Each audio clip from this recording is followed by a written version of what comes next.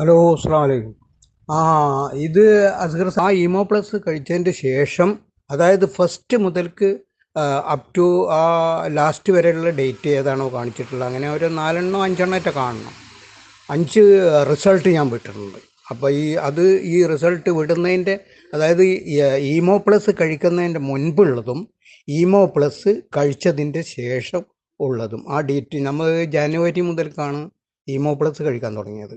അപ്പോൾ അതിൻ്റെ ശേഷമുള്ളതും അതിൻ്റെ മുൻപുള്ളതും തമ്മിലുള്ള ഡിഫറൻസ് നിങ്ങൾക്ക് മനസ്സിലാക്കാൻ വേണ്ടിയിട്ടാണ്. കാരണം ഞാനൊരു പേഷ്യൻ്റ് ആയിരുന്നല്ലോ. പേഷ്യൻ്റ് എന്ന് പറഞ്ഞു കഴിഞ്ഞാൽ എങ്ങനെ, ഒരു ഹീമോഗ്ലോബിൻ കുറഞ്ഞിട്ട് ഞാൻ ഹോസ്പിറ്റലിൽ അഡ്മിറ്റ് ചെയ്ത് അങ്ങനെ 2 ബോട്ടിൽ ബ്ലഡൊക്കെ കയറ്റി. എന്നതിൻ്റെ ശേഷം ഞാൻ അവരെ മെഡിസിനും അതും ഇതൊക്കെ തന്നിരുന്നു. അതൊക്കെ കഴിച്ചിട്ട് മാസങ്ങളോളം കഴിച്ചു.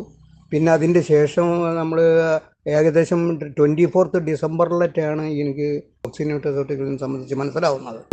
ഹോസ്പിറ്റലിൽ അഡ്മിറ്റ് ആകുന്ന സന്ദർഭത്തിൽ എനിക്ക് ഹീമോഗ്ലോബിൻ എന്ന് പറഞ്ഞത് 5.1 ആയിരുന്നു. ഒരു മനുഷ്യർക്ക് 10